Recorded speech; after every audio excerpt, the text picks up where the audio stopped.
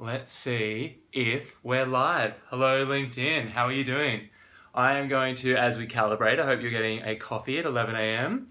I'm going to check LinkedIn and make sure this is going live on my profile as well so we can see all of your comments.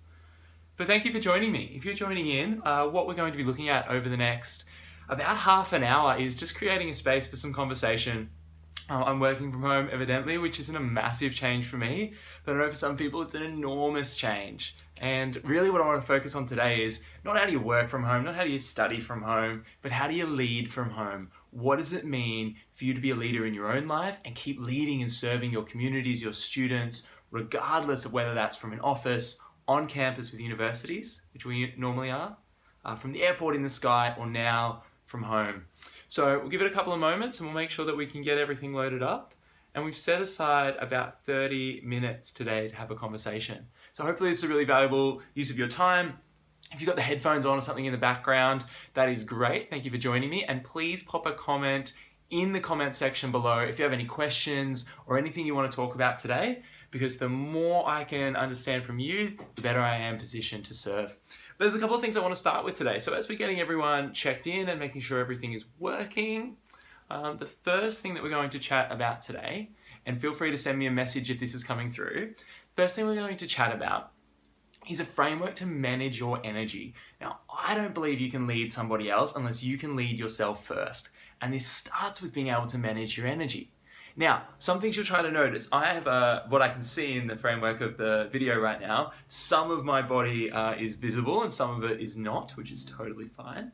But in communication, the first thing for today is about if you're going to manage yourself, you need to manage the communication you have with yourself. So the first thing we'll talk about today is the communication that's happening inside and then what's happening outside. Now, the reason I bring that up right from the start is 55% of communication is body language. Now, if you don't believe me, 38% is voice and tone, 7% is the word choice that you use. And this is from the Journal of Counseling Psychology. Now, there's some different studies, the numbers vary a little bit, but largely, whether it's 45-10 or 55 body language, 38 voice and tone, and 7 words, the studies say the same thing. A huge part of how you communicate is what you show to people. So if you get nothing else out of watching this, when you're in Zoom meetings, when you're connecting with your team, whether that's WebEx, Zoom, Skype, Teams, whether that's any digital platform, have the camera on and make sure you're in a position where you can communicate.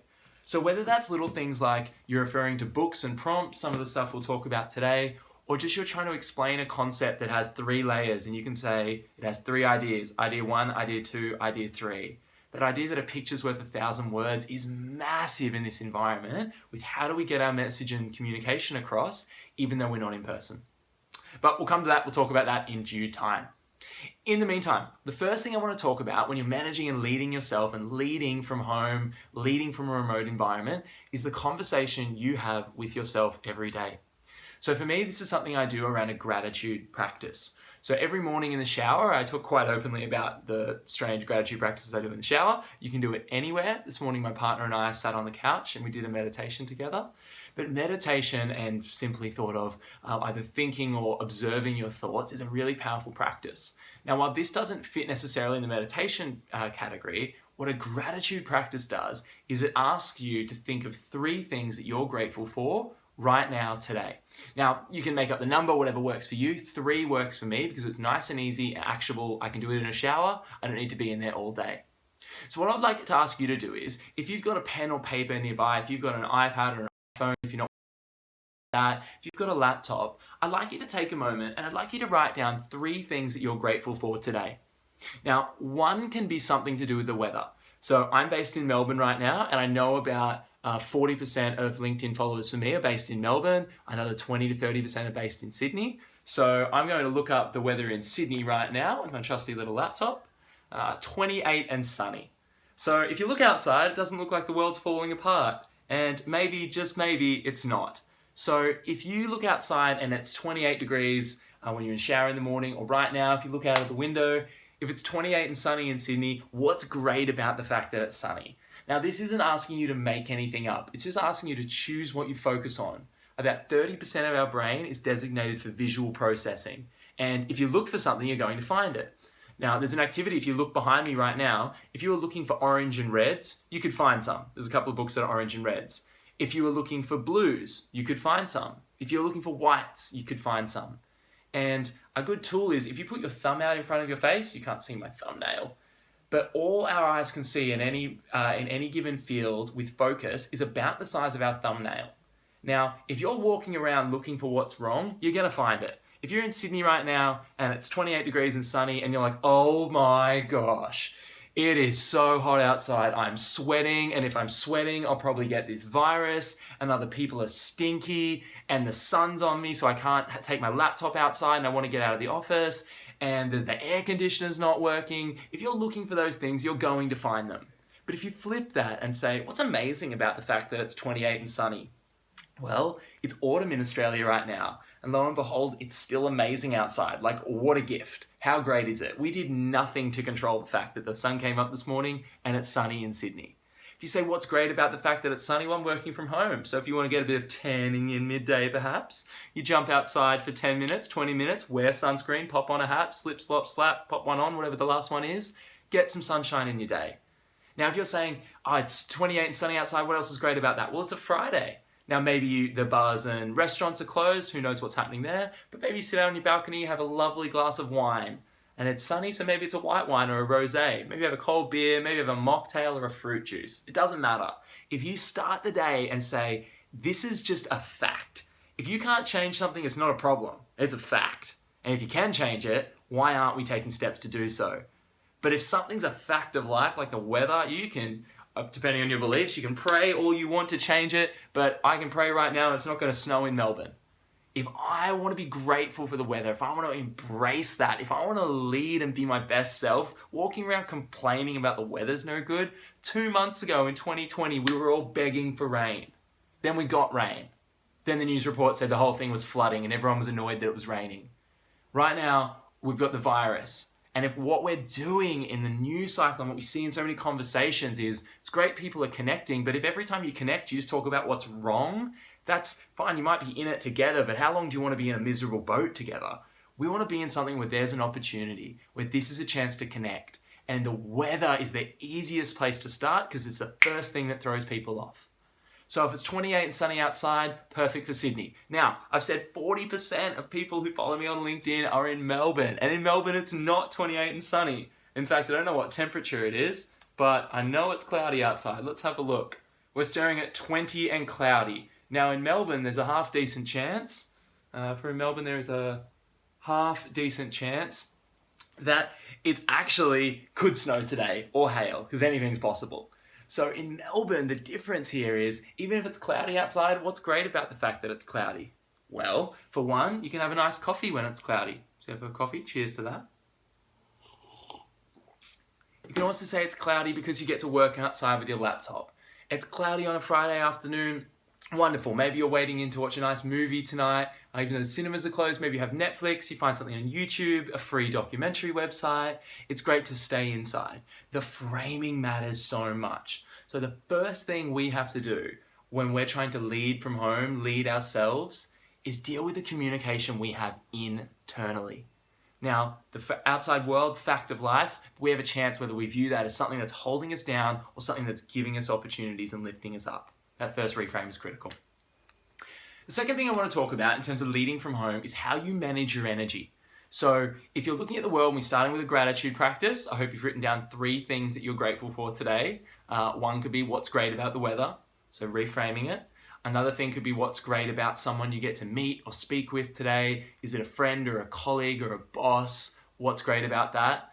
And in a time of when we look at, I don't want to spend too much on the negativity, but again, it's a fact of life. When Qantas has to let go of 20,000 people, if we've got a job on a Friday, that's something to be grateful for, because lots of people don't.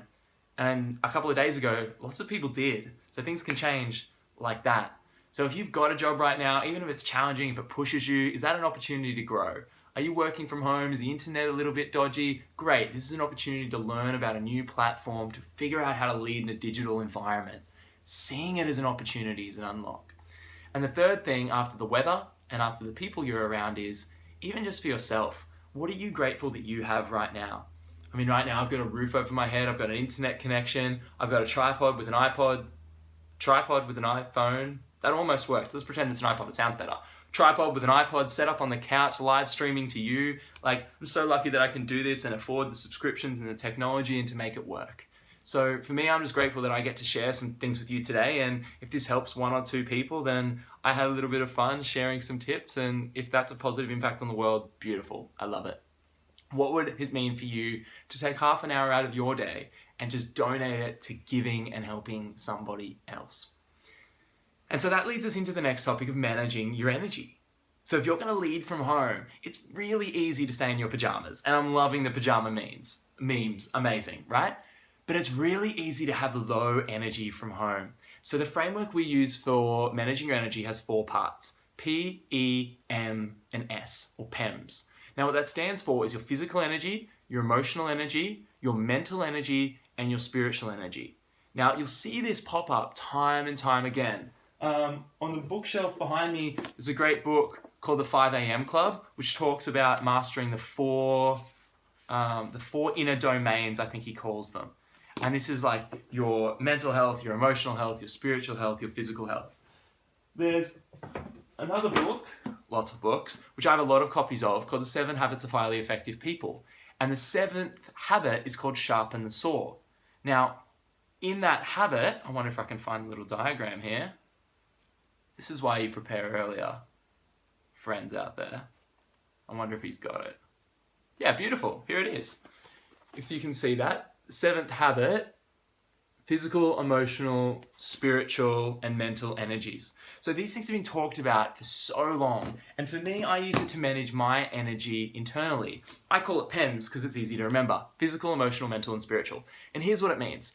If you want to manage your energy, if you want to have higher energy, it's really just these 4 things.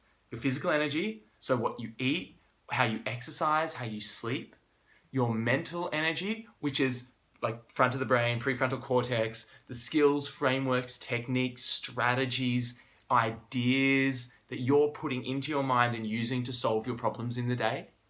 Your physical, emotional, I skipped emotional, that was mental, is emotional energy. Do you have the energy for your relationships? Are you showing up and going, oh my gosh, the virus? Or are you showing up going, wow, I haven't spoken to you in 3 months. How are you?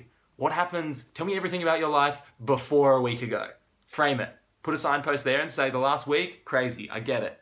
But before that, the last 3 months, 6 months, 3 years I haven't spoken to you. What's been happening? What's new? Engaged? You've got a puppy? Awesome. Tell me about it. What's great? How are you showing up and do you have the energy for your emotional life and your relationships? So that's P, E, M is mental, prefrontal cortex. S is spiritual, which is all about how do you give. So when we look across these domains, let's spend a little bit of time on each of them. Again, you see this crossover. You read a couple of hundred books. It's all the same stuff. I've got a great book here called High Performance Habits by Brendon Burchard. One of his habits on the back. Beautiful back cover. Best back cover of a book ever. I often put it up in front of me in meetings as a reminder. One is all about energy. And it's how do you manage how do you show up? He uses this metaphor of like an emotional wake of when you walk into a room, what is the energy that you're bringing into that room? What are you bringing with you? And are you just a trail of destruction? Or are you bringing your gifts? Are you bringing your brilliance into the room, your joy, your optimism, your positivity? So let's start there with physical.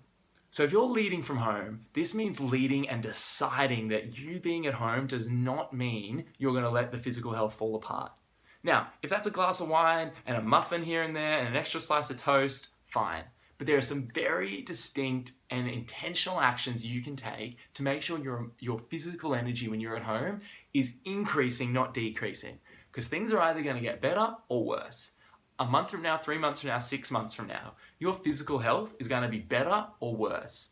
You'll either be sleeping more or less. You might be sleeping the same amount every night.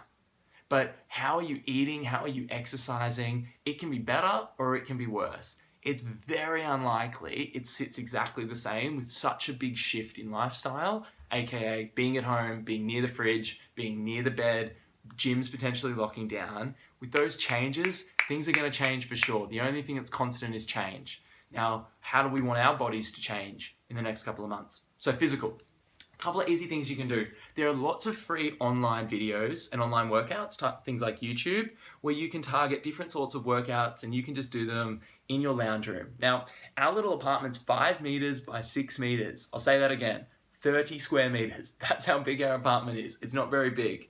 Yet, I moved a coffee table, I've got space to do a LinkedIn Live, and we've also got space to do most exercises. Now, whether that's a whole bunch of air squats or lunges for your legs and your butt, whether that's push-ups for your chest and your back, whether that's sit-ups for your core. I'm not a personal trainer, but there are lots of people on YouTube who are and put out all of these videos for free. So if you're looking for a workout, could it be that when you start the day, when you wake up in the morning, you have this hour of 60 and me, where it's 60 minutes all for you, and the first 10, 15 minutes is about your physical body. Is it you're doing push-ups, you're doing sit-ups, you're doing some lunges?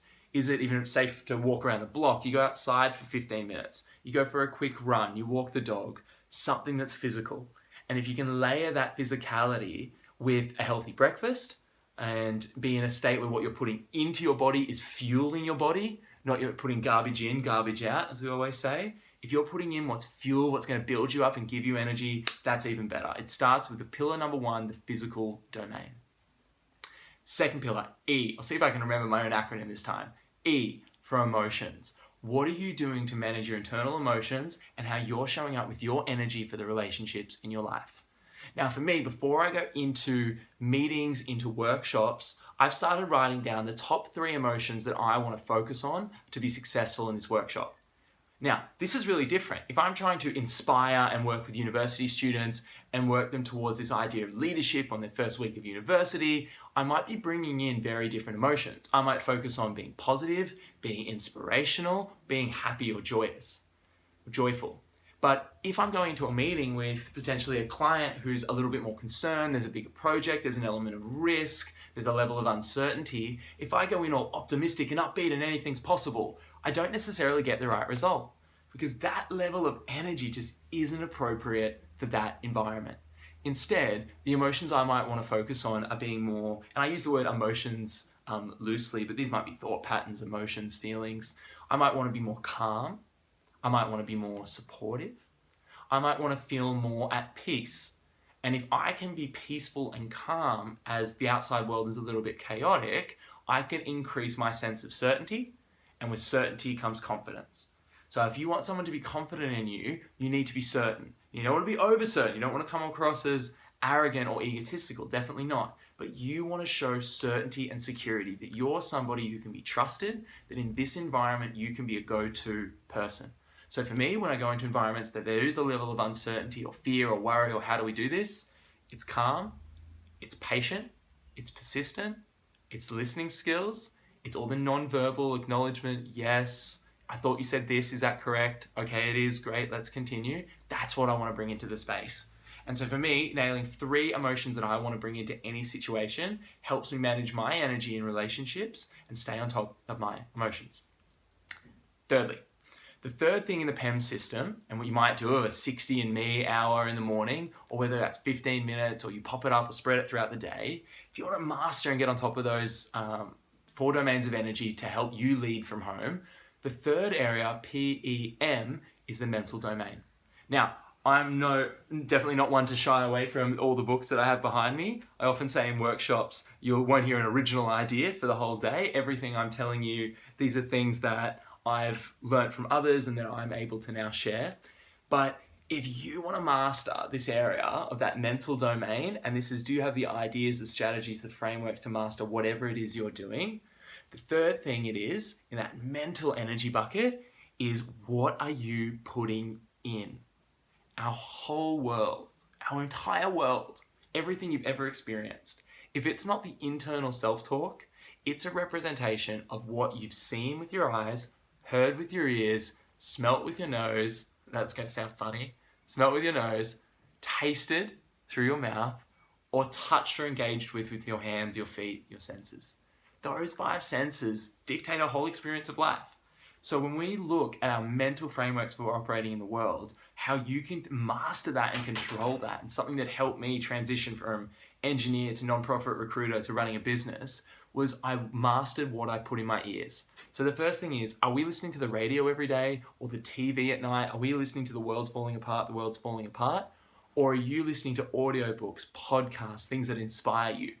Or if you link it to your emotions, do you actually, at the end of the day, you're done with that. You don't need to learn anything else. You've worked hard, but instead, you just need something that makes you laugh and you can loosen up. And you're listening to comedy or something lighthearted.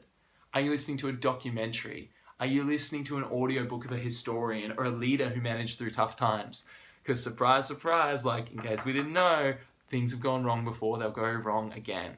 And looking to history, how they've mastered it, and literally the books that are on the shelf, they're the ones who'll tell us and give us all the secrets. There's no new problems. Great, there's a virus, right? We've had flu epidemics before, and some leaders rose above it, and some fell and collapsed. Some businesses rose above it, some fell and collapsed. Some educational institutions rose above it, some fell and collapsed.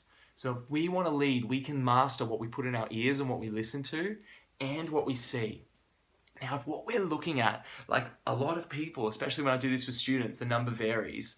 If you look at your screen time on your phone, I would bet, based on thousands of students that we've asked, you're somewhere in the 3, 4, 5, 6 category of hours of phone use every single day. Now, if you're not, if you're below that, well done. If you're above that, and it's not job specific, some jobs you need to be on your phone every day, I get it. But for lots of us, we don't really. Yet when you look at those hours, if what's going into our eyes is our social media feed, and we're just scrolling, seeing the same problems every day, that's not necessarily giving us the mental skills or frameworks or strategies we need to master the problems that are in front of us. Instead, what would it mean if for 10 or 15 minutes in the morning, before you started the day, before you looked at your inbox, if you looked at the inside of a new book, or you looked at a TED Talk that was talking about a new skill, or you looked at a report or an article or an industry insight or something that could show you a new way of approaching the problem. Now, I've been amazed over the years how many times I've been reading a seemingly quote unquote irrelevant book about something that happened hundreds of years ago, and that a quote or an idea or a framework or a question has helped me that very day. All because I'm trying to master what goes in my ears and what goes in my eyes. You could probably say in the PEM system, in the physical domain, if you master what you're touching and doing with your body and mastering what you eat, that's probably mastering 2 more of those senses to manage your energy. And the fourth category, PEMNS, is a spiritual category. Now, I'm not personally a religious person, but regardless, I believe there's an element of life that's not about me, it's about we. As corny as that sounds. It's about other people. And if we go through life thinking it's all about what we can take, we get this supermarket problem. We've got so many people going into supermarkets thinking about what can I take? And I get it, maybe for some people, it's at home, there's families, there's kids, there's a real sense of fear. 1 in 3 Australians live paycheck to paycheck. 1 in 3 Australians have no sick leave. So what that means is for some people, there's a paycheck in right now. Lots of us don't necessarily have great money habits. I don't know, I was never taught how to shop in school, how to save money in school, how to exercise necessarily for a healthy long-term lifestyle. I know these things, we played some dodgeball, but that wasn't exactly telling me how to manage my fitness in my 20s. And my expectation on me was that if I need to learn it, someone will teach it to me.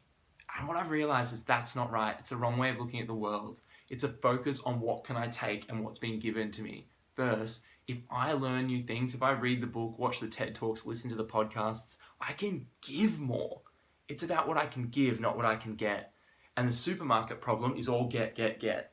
And what's left is we rob the shelves, and some people who really need to be given to or to genuinely get, there's not a lot left. So in a world of abundance, when we look at this fourth category, spiritual, the mindset is so key. I believe, and I've adopted this belief, that anything I give will come back to me. If it's donating money, it's going to come back to me somehow. If it's donating time, that'll come back to me. If I'm investing in a relationship, that's going to come back to me. But I give without any expectation that it will. So there's a really subtle key there. I believe it will. I actually think it will. But in that moment when I give, I'm not expecting it. I'm not giving to a charity hoping that more money will come back to me from that charity. That wouldn't really be giving, right? Whereas the mindset of going, if I want something, I might have to give it away first. Think of it in a relationship, friendship, with a colleague, or with a loved one. If you're going to give love away, if you'll give respect away, if you'll give trust, then you'll get it back. And one of the most amazing books, which isn't on that bookshelf, it's on the other one, Daring Greatly by Brene Brown. Brene Brown is amazing. She's such a gangster, written 5 or 6 New York Times best-selling books. I use the term gangster affectionately. Brene, in 1 in a billion chance you ever see this. She's absolutely amazing. TED Talk, one of the top 10 TED Talks of all time. Netflix created a whole new category for her, kind of like a TED Talk and a stand-up comedy bit put together. It's like this 45-minute from stage. She's just brilliant. And in all her work, studying trust and vulnerability and empathy and shame, what she found was most people want to trust somebody before they're willing to be vulnerable. And the problem is it works exactly the opposite way around. You have to trust somebody, and you have to be vulnerable with somebody, and then if you're vulnerable with them and they make you feel heard, and they're vulnerable with you and you make them feel heard, you complete the trust loop, tie a little bow on it, the vulnerability loop, tie a little bow on it, and trust is created. So we need to be vulnerable first. Whether that means saying, hey, I'm working from home, studying from home, leading from home, and I'm actually really struggling with this and looking for help. Whether that means, hey, this toilet paper thing, this is actually getting real and I could do with some help. Does anybody have some? Or whether it's in a team and just saying, look, I'm on this project, I've been distracted. I'll be totally honest, I watched 7 hours of Netflix last night and now I'm falling behind and I haven't delivered what you asked me to deliver. We need to have that little bit of vulnerability first. And so much of that comes from a focus on what we can give, not what we can get, even though it comes back. So with LinkedIn and the platform, we're still working out some of the bugs. On the back end for this for me today, it's not popping up and showing me any comments. So if you are joining me today, if you are seeing this, and there is a non-zero chance that I'm just broadcasting this to myself right now and I'll have to find a way to put it out to the world, maybe I'll upload it to YouTube or something like that, that if you're seeing this, a great way to lead from home is to start by leading yourself and managing your energy. 4 categories, P, E, M, and S. P for physical, E for emotional, M for mental, prefrontal cortex, problems that you're solving, strategies that you're solving, managing what goes in your ears and into your eyes, and S, spiritual, what can you give?